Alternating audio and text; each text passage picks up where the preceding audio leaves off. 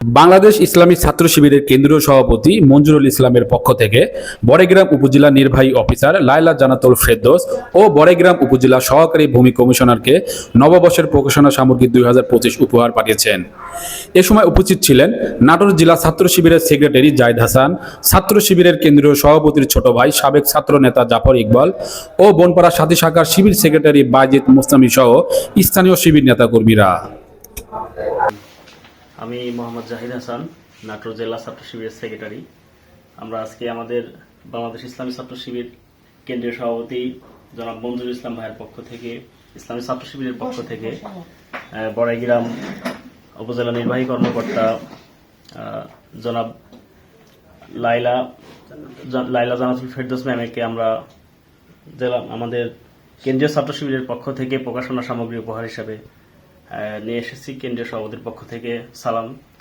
তো জেলা ছাত্র শিবিরের পক্ষ থেকে অভিনন্দন জানাচ্ছি এবং বাংলাদেশ ইসলামী ছাত্র শিবিরের পক্ষ থেকে যে আমাদের নববর্ষের প্রকাশনা সামগ্রী নিয়ে এসেছি তো উপহার দেওয়ার জন্য, সেই সুবাদে আজকে এখানে উপস্থিত হয়েছি আমরা।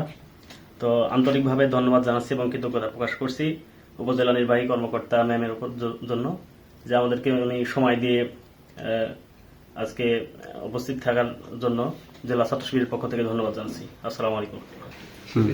ধন্যবাদ। আমাদের আজকে এখানে শিবিরের যারা আমার এখানে এসছে তাদের প্রকাশনা সামগ্রী উপহার হিসেবে নিয়ে ধন্যবাদ জানাচ্ছি আপনাদেরকে। আপনাদের সংগঠন সার্বিকভাবে ভালোভাবে চলুক সেই শুভকামনা আপনাদের প্রতি। ধন্যবাদ।